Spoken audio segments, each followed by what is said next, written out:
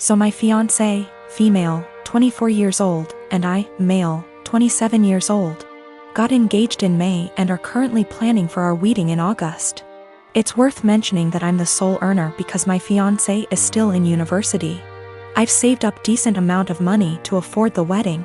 Thing is, her parents get involved in everything, from picking the engagement ring on my behalf, to giving opinions on where we should rent, and now my FMIL is constantly giving opinions on our wedding.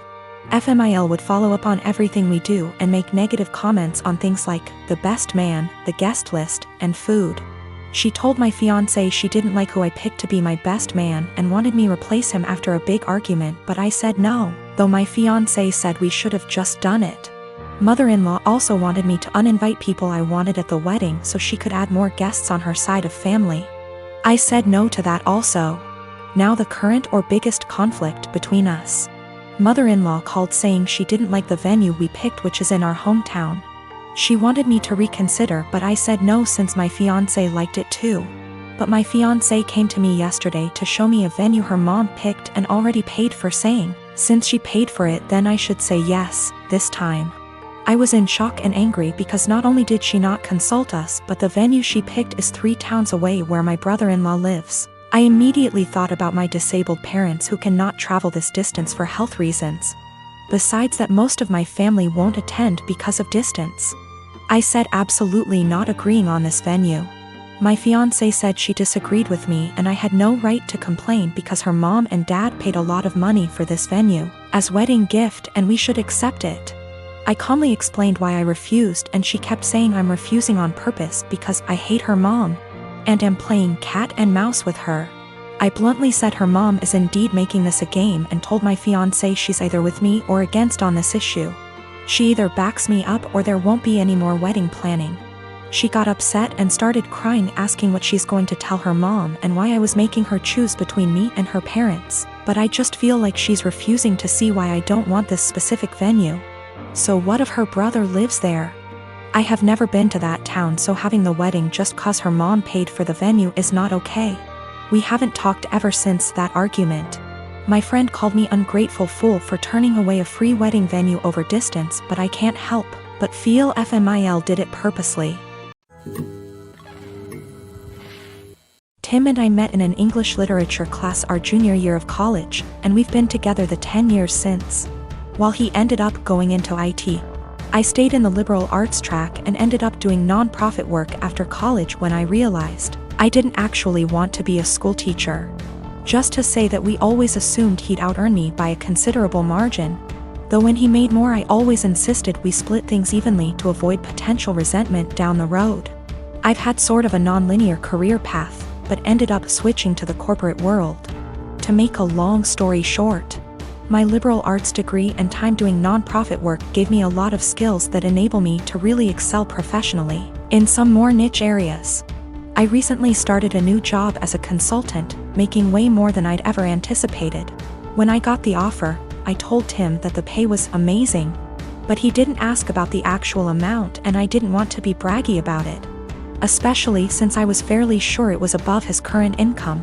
Well, we just put in an application for a new place, and in the process of having to submit our pay stubs it's become obvious that I make roughly 30% more than he does now. I expected him to think that was cool, since he's a feminist and has always been super supportive of my career. But instead he's started to make increasingly harsh jabs about how I cheated the system to get where I am. That no English lit major makes more than a cybersecurity professional without cheating somehow. His major point is that I got my first job out of nepotism, which set me up to trample more qualified people who didn't have the same advantages. It's true that I got my first post-college job after being referred by a sorority sister, but it was for non-profit work making $22K /year, not exactly at somebody's daddy's firm. He also points out that at my first corporate job, I snagged a big promotion after volunteering to take on starting up the company's diversity /equity /inclusion program, and I'll admit that were I a white man, it's highly unlikely I would have been able to be the face of the eventually high-profile diversity program.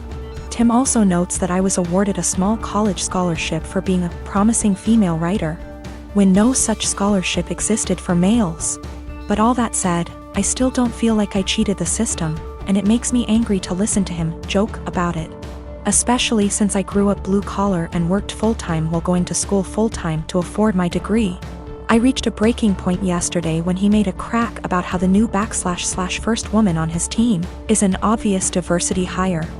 I told him that his jokes about women cheating the system to get ahead aren't funny or guy talk ribbing, as he says. They make him sound like an insecure little boy. He told me I was being a naive Karen and we haven't really talked since yesterday.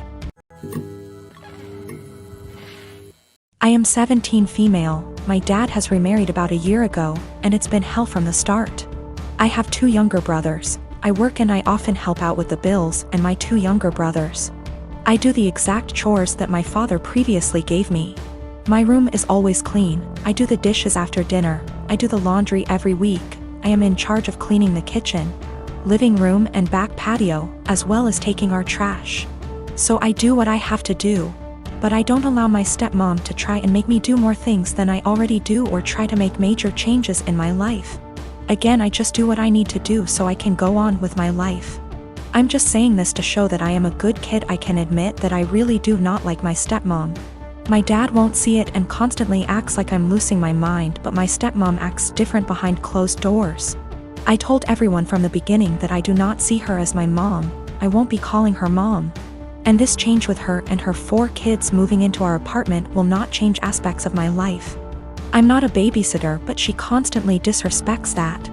I'm not sure why, but she loves trying to punish me, which I don't let her do. Again, I don't need disciplining.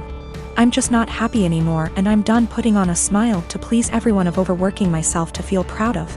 So I do what I need to do and everyone can leave me alone. She constantly tries to make me do more than I already do, go as far as to clean her bedroom, bathroom, pick out her kids' clothes, buy them clothes, and gets angry if I say no. The other day she tried coming to me telling me to call off of work to watch her kids. I told her that I won't and I am not a babysitter. Her kids are all twins, 2 of them 14, 2 of them 15. She told me that she wasn't asking me, and if I'm not there I lose my phone, car, and laptop. I pay for all that, I just said I will be going, she said I won't. Don't try arguing because my dad will put me in check. All I said was we'll see. So like I said, I went to work, I left the kids there, made them some food, and left. And she was pissed, vein popping out of her forehead, pissed. She started yelling at me trying to take all of my stuff, but I kept them in my room and told her that I said I would not and she shouldn't be surprised. She got mad saying why I was incompetent to even babysit a couple of kids, and she can't wait till I turn 18 to kick me out. I agreed, and she got even more mad and tried saying I will be coming straight home from school. At this point I just accused her of being a sadist and thriving off of watching people suffer. Argument was over, I went where I needed to, did what I needed to, but my dad and her have given me the silent treatment and won't even leave dinner there for me. I had been with Carrie for 10 years, best friends since we met at the age of 12 in high school. We had tons of amazing memories. We've traveled to several countries together and made long-term work for 3 years while separated due to studies. Last Thursday I proposed to her in St. Lucia, not in front of anyone mind you, I wanted it to just be private. She didn't say anything and I was thinking, oh shit, did I say or do something wrong? She started crying and said she had something to explain to me. She didn't want to marry me because she'd been sleeping with the coworker she said was just a friend for around 3 months. She said she rationalized it was just a thing that would pass, but it's continued, and she said she loves me so much. More than I'll ever understand, that I've helped her so much and she doesn't even know why she has done this. She said she loved me too much to marry me knowing she'd done what she did. She doesn't love the guy. It was just sex and she had been trying to stop the affair, but I proposed before that happened and she said she knew when I was kneeling that she couldn't marry me, not after everything I'd done for her, so she told me. I feel like my whole world has shattered. We had an awkward flight home on Friday evening and haven't spoken since. She has tried calling me but I haven't answered and I have until Monday off, so I'm just here. I've barely eaten, I feel like there's a black hole in my stomach draining everything I have mentally. I can't wrap my head around the fact that she was cheating, that she lied, that she hid it from me. My sister apparently had some words for her.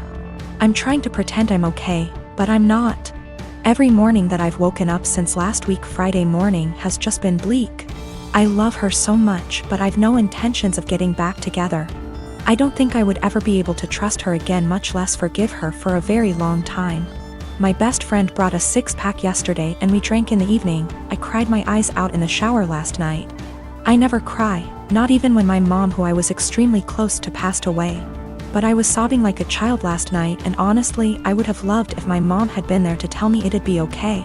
My sister brought over some breakfast this morning and basically made me eat because she knows I haven't really been eating lately. Zero appetite.